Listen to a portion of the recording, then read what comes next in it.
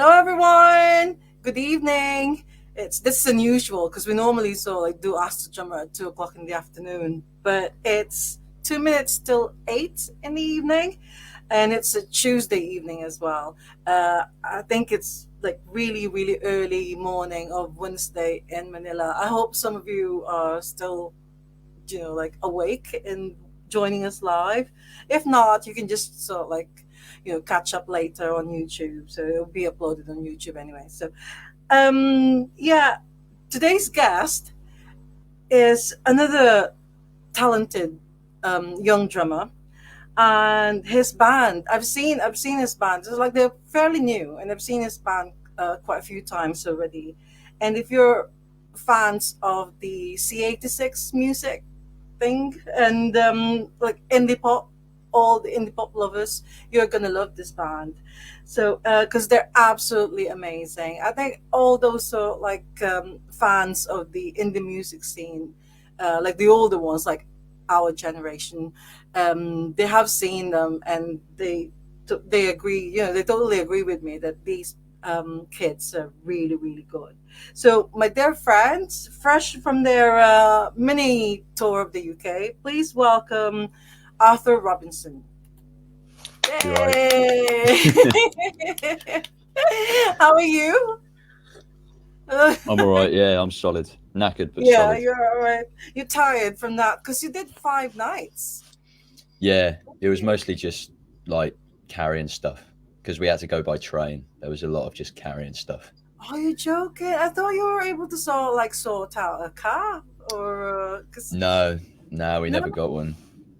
It was Oh, our mate Tate was meant to drive us, but I yeah. don't know, for some reason he couldn't. So train it Oh, was. They were nice trains, but it was a hassle. yeah. Well, especially for you.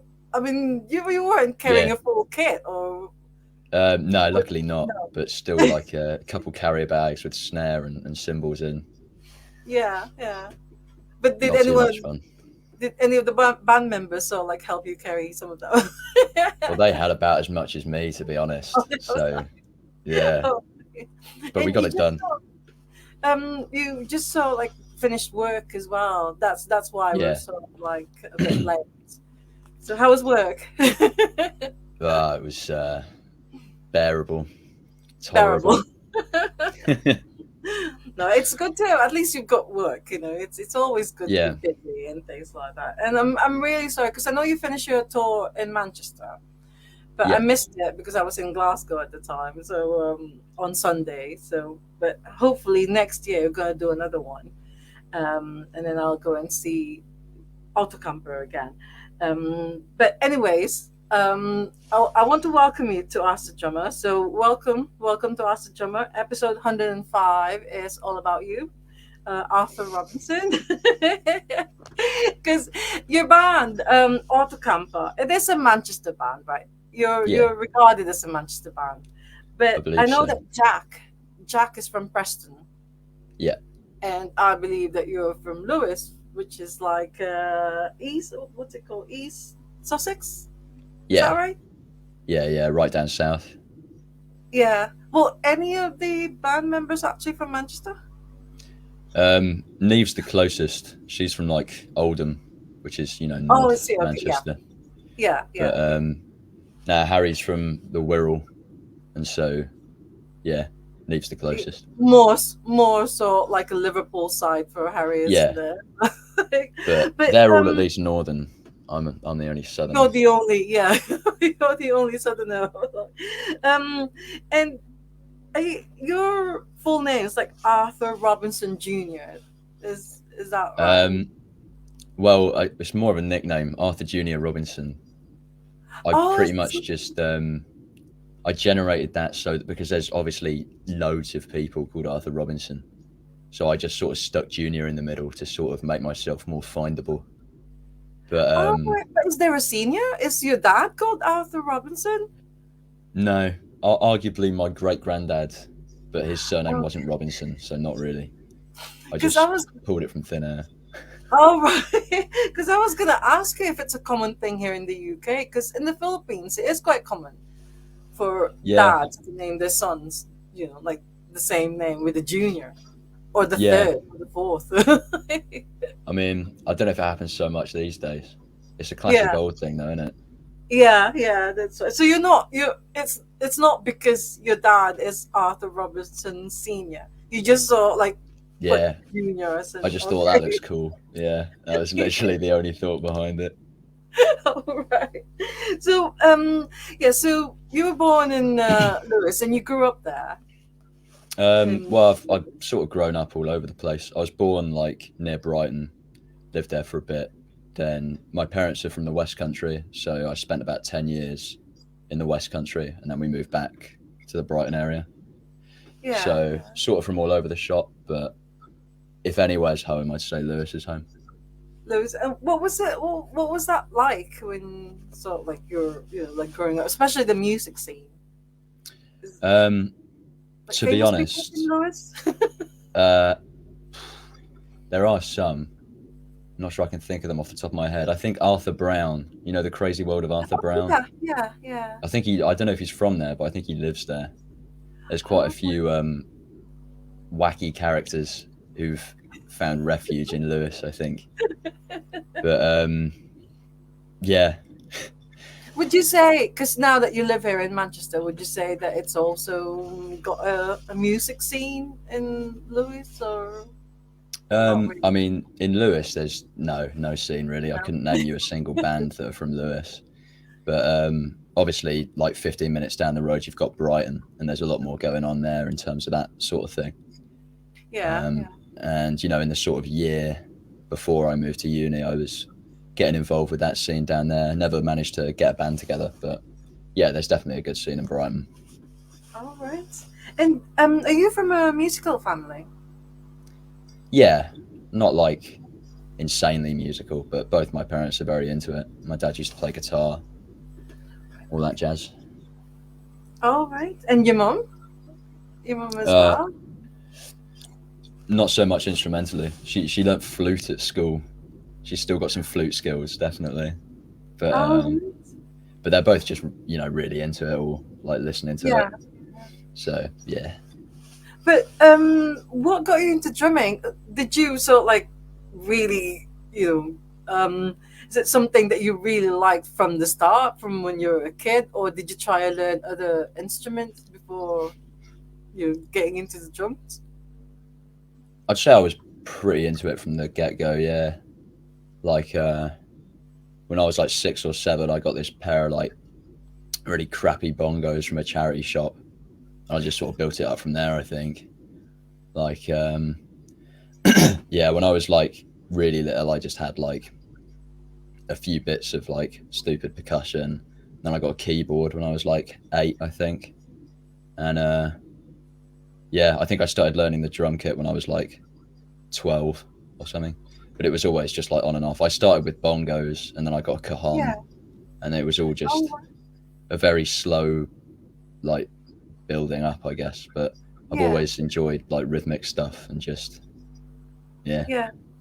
Well, a cajon is actually not that easy to play, is it? I mean, you sort of like tap everywhere, and it's got like a different sort like it produces a different sound wherever you tap the cajon. Is that right? Or Yeah, I mean when I was like 10 years old, I probably wasn't playing it like a pro, to be fair. But yeah, all I can remember from it now is just like, yeah, the big middle bit is the kick effectively, and then the top of it is the snare. And yeah, yeah, there's definitely more difficult instruments to play, but I'm sure you yeah. can also be a master at it. But did you go for lessons, or were you just sort of like self-taught? But to begin with, I was just self-taught, yeah. But when I got into the kit, I had a few lessons on and off. So like obviously the basics of playing a kit, I got taught that in like year 7 at school, Oh and right, yeah, then I yeah. think about a year or two later, I had a few more lessons out of school where I sort of got to grips with different time signatures and stuff. But Mhm. I never really had lessons for more than like 6 months at a time. So it's mostly probably self-taught, yeah. Yeah, yeah. And did what? how old are you when you had your first sort of like proper drum kit? What, like Or did actually you have owned one? one? Oh, you didn't? No, no. Well, when I was 17 for my 17th birthday, I got an electric kit, and so I Oh, practiced a lot during lockdown and that. But yeah, never actually had a real kit until last year. oh, I see. So so you've got your own drum kit now, and is it in your accommodation, or where do you, so where do you keep Uh, your guitar? there's bits of it floating all over the place. Honestly, some of it, what, obviously cymbals and snare, they're under my stairs, and then some bits are at Jack and Harry's. Oh, Um, in fact, I think most of it's at Jack and Harry's at the moment because we're between rehearsal rooms. Normally, it lives in the rehearsal room. yeah, yeah. They all live together. Because do you know what? Another band that's sort of like a young band that also they're from all over the place, but because they live in Manchester, you like Tigers and Flies. Oh I, yeah, we I love believe Tigers and they all Flies. live together, so they all sort of Yeah, like live yeah. in the same place. Is it the same with Autocamper? It's You not, no? unfortunately, no. Jack and Harry live together, and then I'm in like just a house with three people who I don't really know. I don't really talk to them, to be honest. I just hide away in my room. Oh, I And see. then Neve lives elsewhere in Manchester in another shared house. She's with some mates.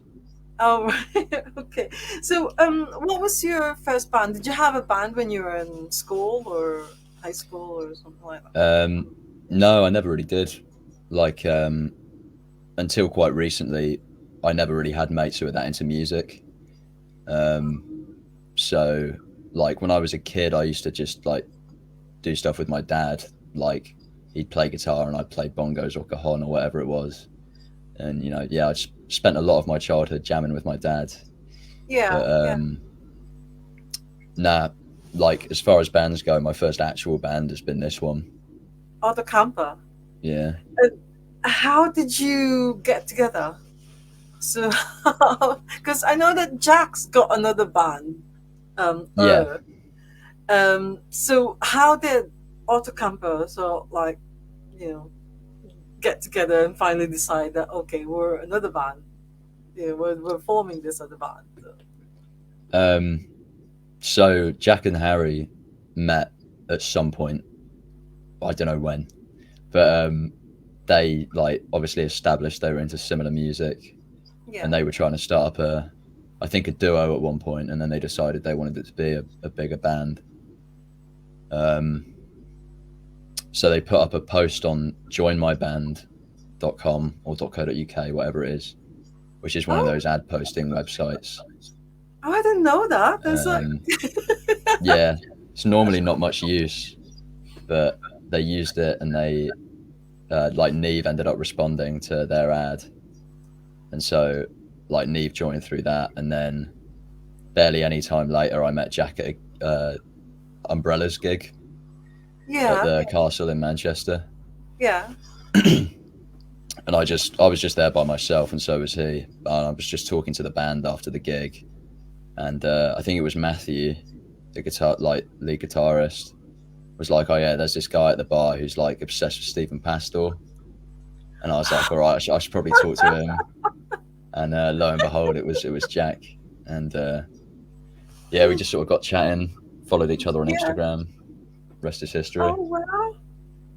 God, well, first of all, the Umbrellas are coming back, aren't they? They're Yeah, playing next year. I think well at excited. Gulliver's. Yeah, at Gulliver's. So I'm sure you and Jack are going to be there, and Yeah, yeah. maybe you're the one will be supporting or Oh, something. I But I hope don't so. know. I Yeah, very much hope so. yeah, yeah.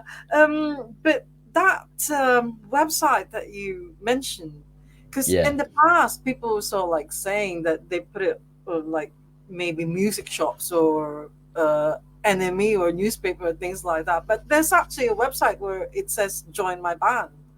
yeah, Oh yeah. wow! It's most of the time it's complete rubbish, but I've also met like when I was trying to start a band a few years ago back down in Brighton. I met a good mate of mine on there, and we continued to try and form a full band and never found anyone else through that site. But that's how we met each other. So I think Yeah, on yeah. very rare occasions it is really good, but most of the time it's just rubbish. Most of, oh god. Right. So there's now four of you, and so you were the last person to sort of like join the band, or they needed Yeah, the yeah. I mean, me and Neve basically joined at the same time, but yeah, Yeah, yeah, yeah. Because I remember your first ever gig. That was in February of this year, right? yeah, When you supported the Orchids. That was your yeah, first ever. yeah, quite Um, the first gig. yeah. I think you actually, so like a lot of people were impressed because that was a brilliant gig and that was a brilliant set that you did. Because I know that the members of the Orchids, they were quite impressed. I'm sure Gnak as well, Mark Chandler, you Yeah. know, he liked the band as well. So, but what was that like? Was that your first sort like gig in front of an audience? Because you said that you were playing with, you used to play with your dad and just playing bongos and stuff. But was the Talleyrand gig your first ever with like, an audience there? Not entirely, because well, in the midst of not being well, I don't know. I've been doing like experimental electronic stuff, like a solo act. I've been doing that since I was like really little, and that's been sort of a growing thing. So I did a few gigs with that beforehand. I'm still doing them, but Yeah, yeah, I think my first proper gig in front of an audience was January last year, and that was just the oh electronic stuff. So I did a few of those before we got yeah. the band going. But Oh, I yeah, see. Is that the? I don't know how you pronounce it. Is it IBLU or Iplu yeah, or yeah, Itblue, that's it. Yeah, Iplu? Is Itblue. that how you? So Iplu is just yourself, or do you have any other band members? Nah, it's just me. Yeah, it's literally just me and my laptop, basically. That's the whole thing. Oh, I see. Because I saw an ad. I think it was after you did Autocamper, that first gig, and then there's one that you were supporting, Paddy Stair from. Yeah, Yeah, so that was actually just you doing yeah, electronic things. it certainly was. Yeah, I just I had a big djembe with me on that occasion, which was nice. Like one of the big West African drums. Yeah. Um, but yeah, that was a solid gig. That was like, yeah, supporting. Well, Paddy was on second, and then the main act were like this Japanese folk trio who were from Oh, like all over the world. Yeah, that was a class night. yeah, Um, yeah. but yeah, that was me, and really good fun to open for. Oh, God. So what's happening with Iplu now? Are you still continuing with that, or are you just concentrating on Autocamper now? Um, yeah, I'm still doing it, Blue. It's mostly like just for shows now. I mean, because obviously, I mean, I've had about 1,000 different aliases for the electronic stuff, but historically, it's been mostly just for like recording and releasing. Oh, I see. Okay, yeah, But yeah, since I've got more into gigging, it's just sort of shifted to that, I guess. So it's become more of a live act, and I've sort of yeah. made less in terms of like actual tracks. But yeah, I'm still doing it. I probably will always be doing it. What does it mean? Does it mean anything? Oh, what, the Iplu? name? Yeah. No, it literally means nothing. I've got a document on my phone. I came up with it about 2 years ago, and I've got a document on my phone of just like amalgamations of 4 letters, like 4 letter words, and it's just like, God knows, like 50 different combinations of 4 letters until I got one that stuck, and that was it, Blue. So it's not like it means I something PLU. It doesn't mean it, no. No, I mean, I looked it up, and it was like for a brief spell, there was like an interplanetary branch of like Cambridge University or something that was called It Blue, Oh, but it has nothing to do with that. That's just no, no. coincidence. Yeah, Well, going back to Autocamper, because you've just done like a 5 night or mini. I would say mini UK tour because it's Yeah, you went as far as Glasgow, so it's like whole what's it all Baron Furnace, Baron Furnace. Yeah, that was great. Clitheroe, yeah, Clitheroe, Glasgow, and then Manchester. Yeah, So from your first ever gig in February, and then actually before the year ended, before the year ends, you went on this sort of like 5 night tour. I mean, that was like really quick, wasn't it? yeah, yeah. And It seems to be also, moving at a good rate. Sorry, go on. yeah, and also in between that as well, you've been doing quite a lot of gigs, supporting all sorts of like indie, like indie legends and things like that. So how is it with the the progress from the first gig to the last tour that you did? Yeah, I mean, it's very nice to see it sort of come on as sort of swiftly as it has. But it's been a very smooth process, I'd say. It doesn't feel like we've really been stressing to get anything done. It's just like happens, which is really lovely. Yeah, And it's really nice that people actually enjoy the stuff we make because, it is just four mates making tunes. Like, more than anything else, we just do it for ourselves. So, but yeah, it's really nice that people enjoy it. And yeah, yeah. yeah, we've definitely come on a lot since the first gig. Like the progression is very noticeable, I think. Yeah, yeah. And also, you have released is it an EP or a cassette tape of, Yeah, or it's is it just like like a proper album? it's like a couple of demos on a tape, basically. Yeah. I mean, I missed out on that one because I think it's sold out now, isn't it? Or are you Might going have to done. have another batch of this cassette tapes? No, I don't think we're going to do another one of this. I think we sold out of our lot. I don't know if there are still any in Nick's hands. Obviously, it's Nick from the Umbrellas who runs the label that went out on. Yeah. Um, but there's new stuff coming, also on tape. I won't say too much, but yeah, there'll be Why no did need to get that one you? because there's a better So, one coming. well, why did you choose like that format though? Is it going back to like the 80s, so you want to have that like 80s vibe, or because you could have had like a CD, so Yeah, I think, well, from my own experience, like selling physical media, tapes are a lot more appealing to people. I think for a variety of reasons, and some of it's definitely that retro element of it, yeah, yeah, but they're also just like a lot more tactile. It's just more satisfying to sort of use a tape, I think, than a CD. Obviously, yeah, it's like analog and everything.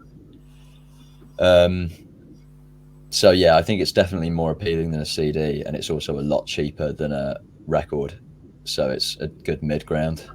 yeah. But surely there aren't that many people with cassette players anymore. Yeah, I don't I know. don't know. I think it might be coming back. You can probably, I think, well, you can still get them for pretty cheap. So I think maybe that'll be a bit of a revival, or there has been already. But yeah, Yeah. So you mentioned that there's a new one coming. So you are in the process of recording some stuff at the moment, or are you not allowed to say that? I don't know what I'm allowed to say, to be honest. I haven't discussed it, but we've recorded some bits already. We're sort of waiting to get them mixed. Yeah. But yeah, it's like not a super serious operation. We did these two with our mate Arthur, Arthur Arnold. Arguably, he's Oh, Arthur Senior, to be oh, yeah, honest. yeah, But yeah, from Tigers and Flies, obviously. So yeah, we did one at Withy Public Hall in Withington back in like, God, I don't even know, June or July or something. And then we did one in his bedroom not that long ago. So they're recorded. We're just, yeah, waiting to mix them. Oh wow. Yeah, that's really good because I think that one in Withington. I'm not sure which way it is now. I can't remember. It's something. Oh no, Fuel Bar. Oh, yeah. Yeah, it's Autocamper and Tigers and Flies. So like, and wasn't there like a third band or something? Yeah, I think there was another sort of like band that was there. But that was a great gig. That was really awesome. The first time I actually saw Tigers and Flies, because I've been meaning to sort of like go and see them, but it's always so like clashes and things. But anyways, yeah, it's that gig was absolutely amazing. So I wanted to ask you, when you were in Glasgow, because I've seen Jack posting about you, like you went to Mono Cafe, obviously. Yeah, had to. and, and knowing that Jack is a big fan of Mr. Pastel, so did you actually get to meet Mr. Pastel when you were there? Yeah, he was just right there as soon as we walked in. He was having his lunch. It was like brilliant. The first, like, we were joking about it, but literally the first person we met in Glasgow was Stephen Pastel. Oh It was just like wow! sound. Yeah, there he is. um, yeah, Jack had a proper little chat with him, and then we all met him, got a photo. Should see that soon. Yeah, Yeah, yeah. he was as lovely Oh as you'd wow. expect. Yeah, yeah. So you were also like being fans of his. Oh, I was completely starstruck. I literally just said, "You're right." I think those are the only words I said to him. But but yeah, it was yeah Did mad. you invite him to the gig? Yeah, well, Jack mentioned that we were doing one, and he was like, "Oh, I would have come, but I'm recording something or whatever." He was working Oh, on a soundtrack or something. But yeah, the fact he said he would have come otherwise is brilliant. yeah, yeah. All right, I can imagine. So like Jack being Yeah, yeah, really happy to finally, so like meet Mr. Pastel. um, I think was I don't know if you know all the guys from the Orchids, but were some of them there as well to your gig in Glasgow? I think that I was not like supposed to go or something. yeah. I'm pretty sure they were because Jack and Harry talked about speaking to him. I didn't manage to speak to him, but I'm pretty sure they were there. I just didn't get to catch them. Yeah, yeah, yeah. So you enjoyed that whole tour then, even though you had to sort of like take the trains every Yeah, single time you went. no, it was brilliant. It's Yeah. completely unforgettable experience. That's one of the finest 4 days of my entire existence, probably. So, or 3 days, however long it was. But yeah, it was meant. I've never been that far north either. It was weird, but it was good. All right. Well, when I saw it, it's actually got a really nice sort of like instead of because the band's name is Autocamper, but then it says Autor Yeah, Camper. Whose idea was that? I thought that was really clever. I was like, I don't Autor know. Camper. Harry designed the poster, so it was probably him. Oh, okay. No, you also sing. You don't just sort of like play the drums. You also sing, and one of the songs that you've actually written is "Ken Home." Yeah. What is it about? So, what is it about Ken Home? Um, I just love him, honestly. I think he's brilliant. I that particular song is basically just about me and my mate, like sat in my living room back home watching Food Network. Um, but yeah, I used to enjoy, let's just say, unwinding and sitting on Yeah. my sofa watching Ken Ham, especially the early '80s, like the original BBC series. He's always got a really good cardigan or some kind of brilliant jumper on. So yeah, he's just a hero, honestly. Have you ever tried some of the food that he made, or? No, I'm too lazy, honestly. I barely ever cook. But I've spent many nights just sitting there wishing that I was eating what he's made, just looking at it and thinking, yeah, I could go for that right now. Yeah, I know the guy because I think I used to so like because I don't watch TV anymore. But I think when I was still in the Philippines, I used to watch his shows. Isn't he the guy who actually sort of like gives up the food to the audience when he's finished? Is that? I don't know. To be fair, he's had like so many series that Yeah, he's yeah. probably done like different stuff on each one. Right. But in that first one, he just sort of it switches between him like in China, sort of exploring the culture and the food markets and everything, All right. and the restaurants, home eating, whatever, and then it'll go back to him in the studio, sort of demonstrating how to cook a few dishes, Yeah, and it's yeah. just yeah, the perfect format. But you haven't actually sort of like met him, have you? No, I wish. Hopefully one day.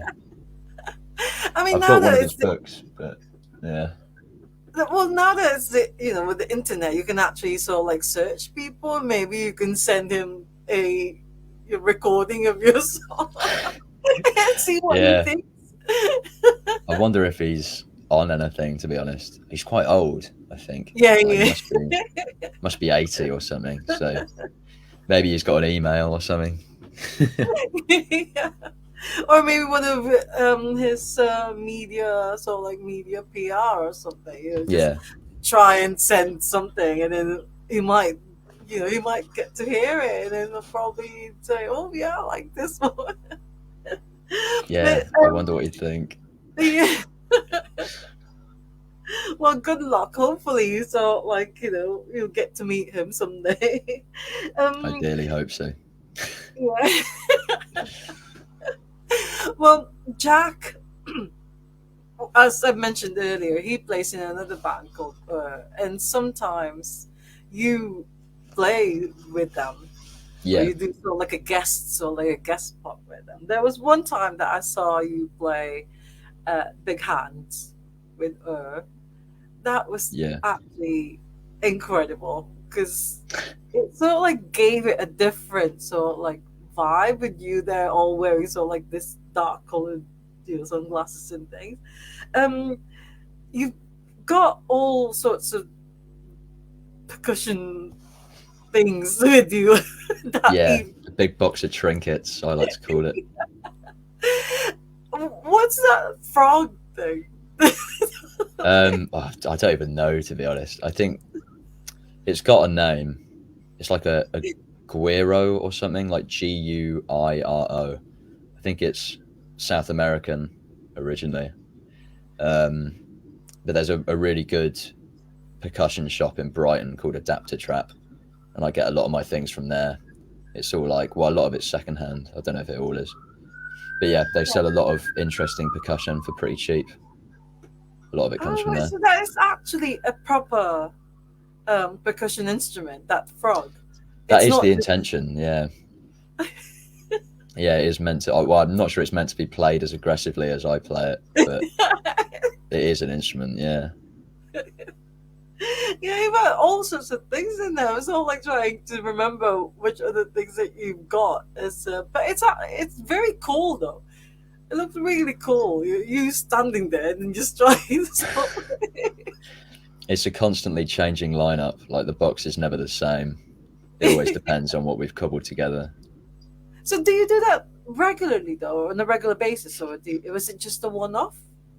No, I do it quite often. To be fair, Yeah, I didn't go with them to London because I had a Itplu gig, but I've I've done quite a few now. I played with them in Preston, Lancaster. I've done another one as well. I think yeah. Todmorden. I think it's Oh just been wow. those four. Yeah, But yeah, yeah. yeah, whenever I'm available, like I just turn up because it's a good laugh. Well, it's just really, I think with that video when I posted it on Facebook, it's just sort of like gave it a different vibe to just the three of them sort of like, playing. With you there, with your all sorts of instruments, just sort of like changed the scene and stuff. But you mentioned that you're gigging still with Iplo, and how often do you do that though? How often do you do gigs as Iplo? Um, Not that frequently, to be honest. I very rarely get booked, and 90% of the time I get booked, it's Jack booking me. So, Oh, um, mm, well, not that much, but it's normally mates booking me. yeah, Um, yeah, yeah. but yeah, just whenever something comes up, if I'm free, I'll do it. I never really. Yeah. It's so like cheap to get about. I can fit everything in a rucksack, so I don't really care about getting paid for it and stuff. Yeah. But it's always in Manchester. I've never done one out of town. Well, I've done them But in how do Brighton, you obviously, but yeah. well, how do you see yourself, say, next year or in 2 years' time? Are you still going to be doing Iplu side by side with sort of like Autocamper, or do you want to just sort of like concentrate on being doing the drumming for Autocamper, or just Uh, flow?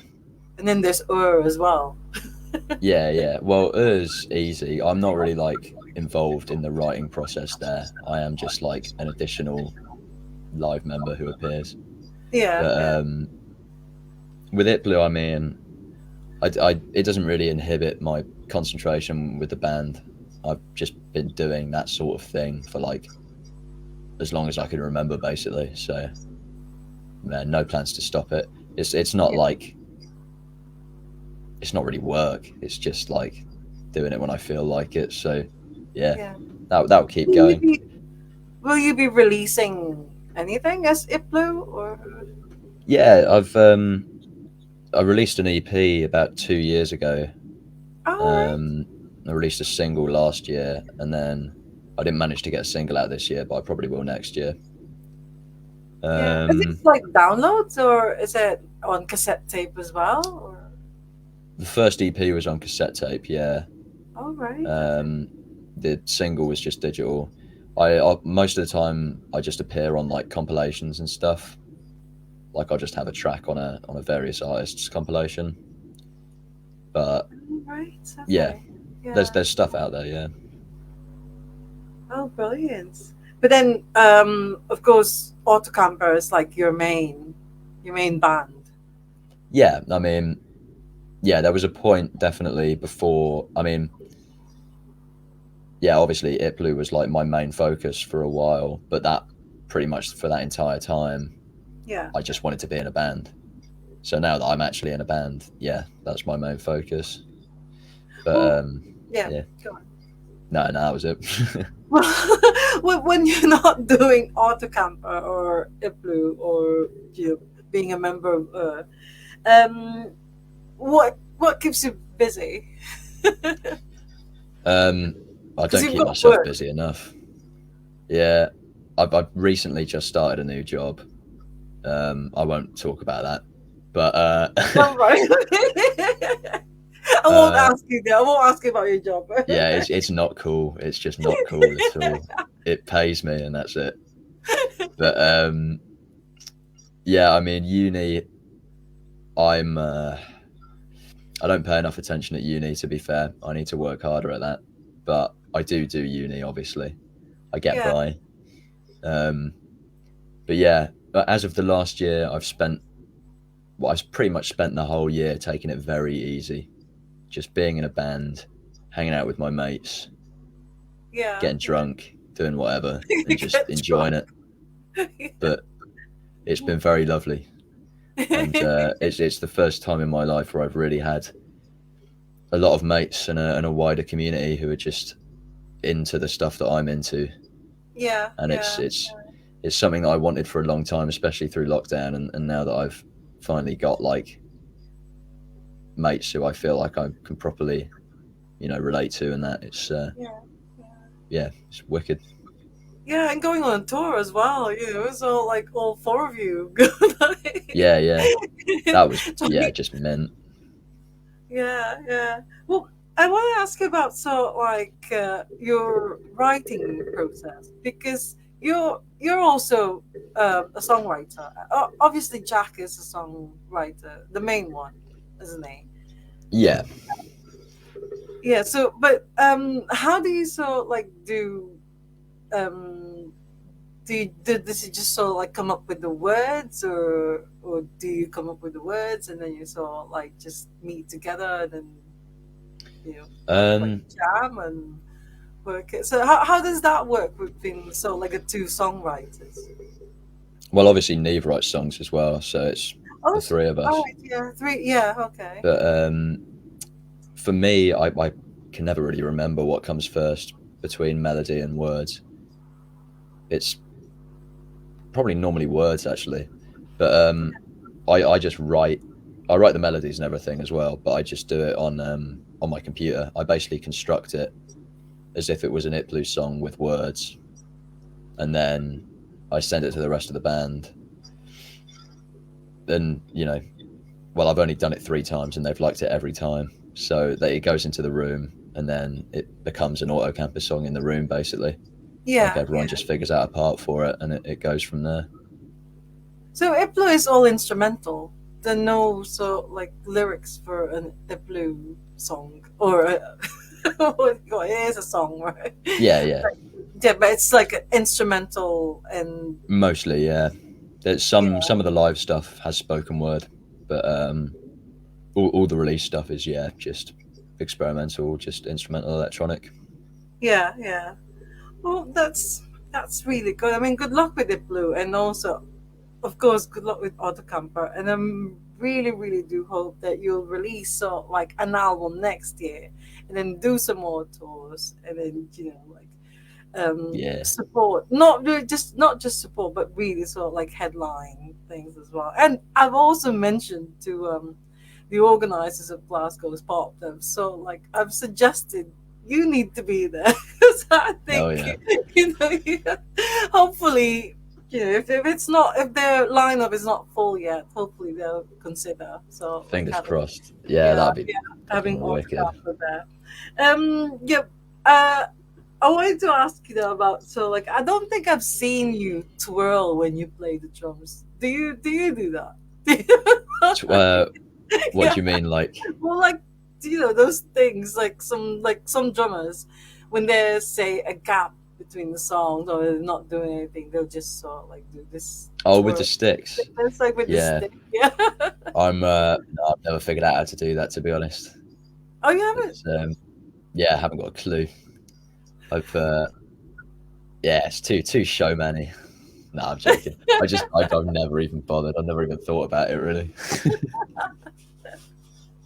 So I just whenever I saw like watch drummers doing it, and then it's not always like I know a drummer, he's absolutely amazing, and he's very good. Like every single time, twirl, boom, twirl, boom, and I'm like, Yeah, oh my god, how do you do that? But sometimes when there's only like say they're waiting for I don't know, like there's a song and then there's like a gap in the song, and then they just go and then boom. yeah. Yeah. No, most of the time in the gaps, I'm just hoping that I can stay in time. I haven't actually seen anyone do the throwing of the stick and catching. Yeah, that's a good one. I might learn that. I might learn some really extravagant ones that are just like stupid.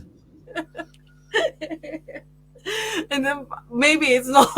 Maybe Jack would probably say that's not like our style because yours is Yeah, more yeah, like an indie pop. yeah. I just start showing off. Yeah. Well, you obviously all four of you are you like indie music. Yeah, Yeah, and you're also like fans of like you said that you met at the Umbrellas gig, and then you're also like fans of Stephen Pastel and everything. So is that your main influence or your main like that's where you draw all your uh, like when you're writing music and you want it to sound similar to that kind of yeah, yeah. yeah. So you Largely, never that's the sort of same. like We're going branch for. out into a different sort of like genre or something. I mean, we've got influences all over the board. Like pretty much nothing is left untouched. But I guess we sort of try and collect it in a vaguely jangly place. But obviously, that 80s jangle thing obviously comes out of the 60s with bands like the Byrds and Buffalo Springfield and all that, and we Yeah, like them. And then me and Harry are big into our electronic stuff, and that probably obviously has no direct influence, but at least in terms of my drumming, it's probably rubbed off on it. And then, God, I mean, there's all sorts really. I like Yeah. Pavement a lot. Harry likes Pavement a lot.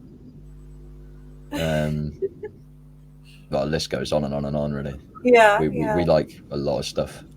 But yeah, You it's swap yeah, records or so like, oh, listen to this, and then or yeah. because I We know the guys. recommend each other's stuff all the time. Yeah, because I know the guys from Tigers and Flies. I mean, they do like their records because I see them at I see them at King B quite a lot. Yeah, So yeah. yeah. Right. Well, the next question is drumming heroes. Who are your drumming heroes? Uh, cool. I don't have a huge list. Well, I do have a huge list, but I haven't thought about it before coming on. Um, Brendan O'Hare, obviously. Teenage Fan Um, Club. yeah, I mean, Teenage Fan Club are my favorite band of all time. Oh So my god! Really? What do you think of the yeah, new album? The Nothing Lasts all Forever. right. You put me on the spot here. I I haven't listened to any Teenage Fan Club record since Man Made. I mean, obviously, I wasn't listening to that when it came out because I was 2, but I haven't listened to anything past Man Made in their discography. I couldn't tell you Oh. why, but I just haven't.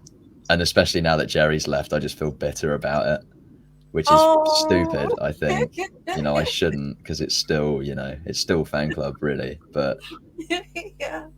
I don't know. Yeah, I don't know. Is Oh. it still Fan Club without Jerry? It's I guess. Anyway, Well, for me, yeah, it's different because I didn't actually get to know or about their music until last year. So I'm yeah, very late. So for me, it's like I'm late to the Teenage Fan Club Appreciation Society. Anyway, so I know. Well, because I've got most of their albums now. Um, so I know that Jerry Love was part of Teenage Fan Club, and then he's gone, but I still love all of the Teenage Fan Club songs, and I think this yeah, yeah, new one, Nothing Lasts Forever, for a time, I really think this is like my 2023 album of the year. I just love that album so much. yeah. No, no, it's totally on me being stubborn, like not listening to it. Like I'm sure it's Yeah, you're not great the only one. because I know some people who are yeah, actually yeah. I mean, Raymond and Norman are obviously like legendary songwriters as well. yeah, Like they're yeah, not, they're hardly behind Jerry. Like they're all great. But yeah, I don't know. I guess there's a really appealing youth to the 90s stuff in particular that just makes it even more magical in my mind. But that's probably just me being young and thinking that way. And I will listen to those albums at some point. I know it, but I just haven't done it yet. yeah. So But yeah, I mean, yeah, Brendan yeah. O'Hare is you so like drumming. Oh my god. He's. I mean, I don't. I'm not as much of a rock drummer as him by any stretch, but a lot of the drumming patterns come from him. And then yeah, Gary Young from Pavement, definitely. Yeah, yeah. Um, Bernice from the Pastels, obviously. Oh, Um, Katrina, Katrina well, Mitchell. yeah, yeah, both Pastels drummers. Yeah, yeah, yeah. Um, Matthew Fletcher from Heavenly Interlude Gosh. Oh right. Uh, Yeah, there'll be sometimes more, but yeah, I find it so like really fascinating that all these young kids like yourself and their favorites are all these all like bands from the 80s or something like. yeah. I mean, I get a lot of it from my parents, honestly. Like my parents were also like crazy for Fan Club, and obviously they were like young when they were originally out. So I think my Have dad you been? first saw them like supporting Sonic Youth in 1990 or something. Yeah, yeah. But have you been to a Teenage Fan Club gig yourself? I haven't. I didn't manage. I did want to go to that. The What was it? Royal Northern College of Music one. Yeah, yeah. But I didn't Yeah. manage to get there. All right. No, it's yeah. Oh my god! I know because I'm new to Teenage Fan Club. I just really love that band. There's something about Oh them yeah, that's really they're special. perfect. Greatest pop band ever. I'm actually really glad that I discovered them, and it's not. It's because of Paul Quinn, who's the drummer of Teenage Fan Club. I didn't know that at the time. I mean, I Yeah, googled it, of course, so, but I knew him as the Soup Dragons drummer and not yeah, yeah. Fan Club. Yeah, and then of course I had Francis McDonald, but hopefully I'm so like still keeping my fingers crossed that Brendan O'Hare would say yes to ask the drummer someday, hopefully. But I hope so. Yeah, that'd be great. next one is disasters. I don't know if you've had any drumming disasters, like, like falling over a drum stool or something. Funnily enough, I just had probably my biggest one at the Clitheroe gig on when was that? Saturday, I think. Yeah. Yeah. Yeah, I had a lot of issues with the kick pedal. We started the first song, the kick pedal just wasn't really hitting the drum at all. But what I didn't realize was it was effectively like pushing the entire kick drum off the I don't know what you call it. You know, there's like a raised bit for the drum kit Yeah. often. Yeah. I was basically just, because the kick drum wasn't the kick pedal wasn't on properly, I was just like pushing the kick drum off this thing, and it basically, like, the front of it just like slipped off the whatever you'd call it, the pedestal. Yeah. I would call it a pedestal for now. And we had to obviously just like stop the whole first song and, No and like way. get going again. But yeah, the drum kit wasn't ideal. In that same gig, the rack tom also just fell off mid song. There were a few issues, but Oh, we got through it though, and the last three were like really good. oh. Because yeah, it's funny that sometimes it's not because of the what do you call it? Like they put a rug or a carpet underneath so it Yeah, doesn't run off or something. So was it something like that? That it I was just yeah. Go ahead. I think it was on carpet, but it was just like, I don't know what really happened, to be honest, but I was effectively like pushing it off without realizing until it happened. Yeah. Well, at least it's not as bad as like falling over or something like that. Yeah. I think I've walked into the mic. Like I do that almost every gig. Just like slam my head against the mic at some point. But other than that, yeah, it's normally just like missing cymbals and stuff. I usually miss the crash a few times Yeah, yeah, just because, I suppose because I did a lot of learning on electric kit, and when you play on an electric kit, everything's really close together. So it's taken me a long time to adjust to an acoustic kit where everything's like really spaced apart in comparison. yeah, yeah. But yeah, the missed crashes are becoming less frequent, which is nice. When you, because you're obviously like sharing a drum kit with another band, and Yeah. like during the tour and stuff. Mm. So, what was that like with other? Because who, like, the person who owns the drum kit. Because sometimes when I go to a gig and then there are like 3 or 4 bands playing and they're all just using the same drum kit, sometimes it makes you think, how do they just do that? And then, tailor it to your own style of drumming. Yeah. Yeah, I mean, some people think it's like rude to adjust someone else's drum kit to your own preference, but I find it impossible to play to how, well, I don't know. Yeah, I think everyone sets it up differently, but I definitely need everything as close together as it can possibly be because of how I've learned, which often requires, yeah, a very tedious setup. But yeah, it's different for every drummer, I reckon. Yeah, yeah, yeah. And sometimes you just feel like if they're being precious about their drum kit, that they don't want other bands to like use or adjust these things or something. Yeah, I do sometimes feel bad about that, especially if I'm leaving stuff in the place where I've had it. but no one's told me off yet, so I'm going to keep doing it until that happens. Well, I've got one last question for you now because I know it's nearly 9 o'clock now and things, so it's getting late. Yeah, But yeah. um, because you're young, normally I would ask what would be your advice to sort of like aspiring musician. But I know that you know, being young and everything, what was the best advice that you were given to sort of like about say the music industry in general or about being a musician? I've no idea. No, no one's I've actually sort of absolutely no idea.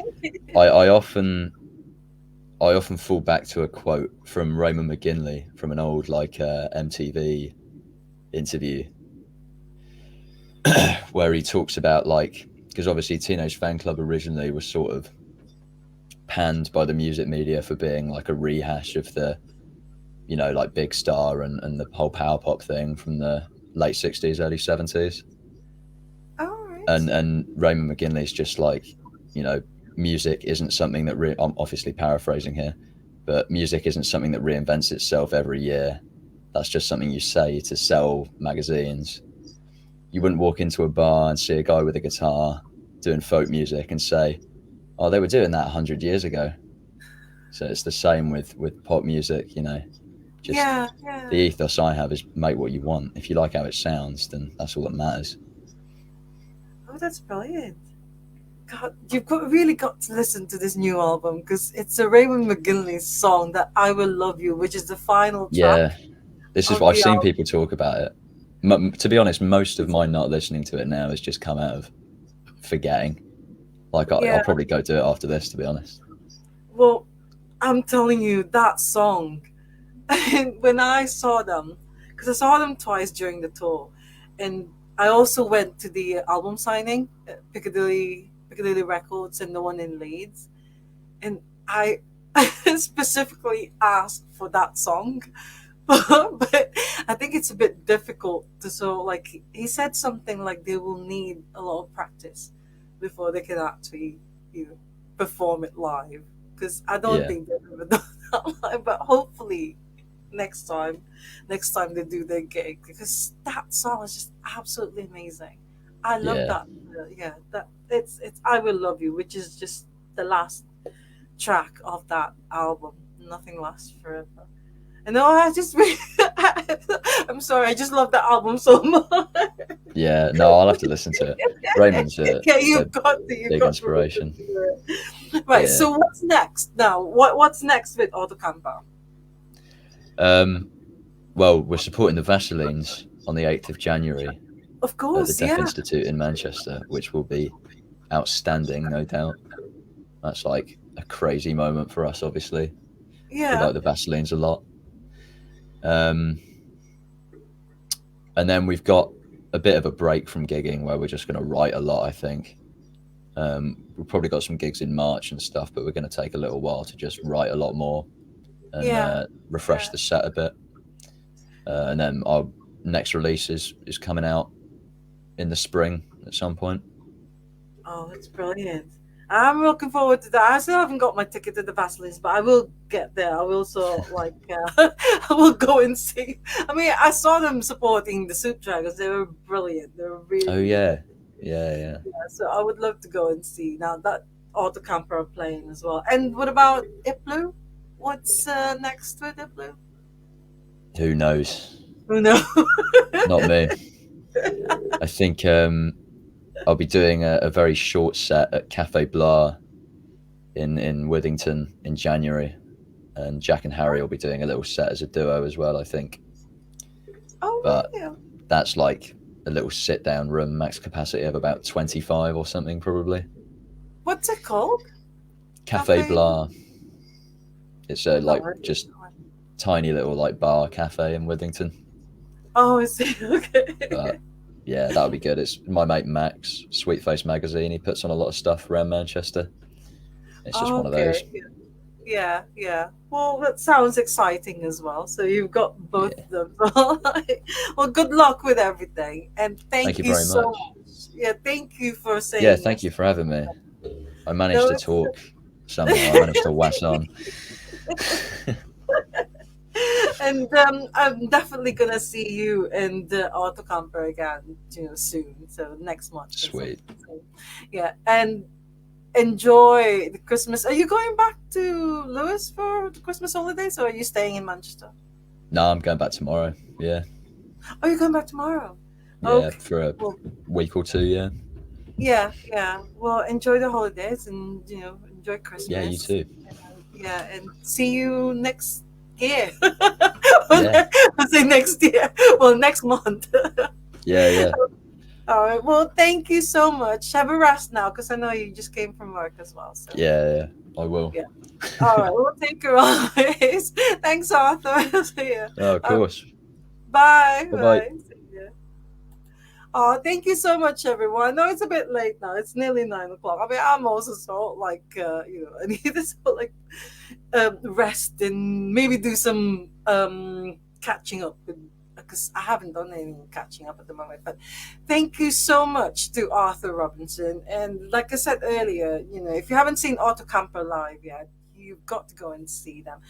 Next month they'll be supporting the Vaselineans, which that's an amazing band. So, and that's at the Deaf Institute. I don't know if tickets are sold out, but if do check it out and Google it, and then get a ticket and go and see Autocamper. So thanks again, everyone, for joining us live.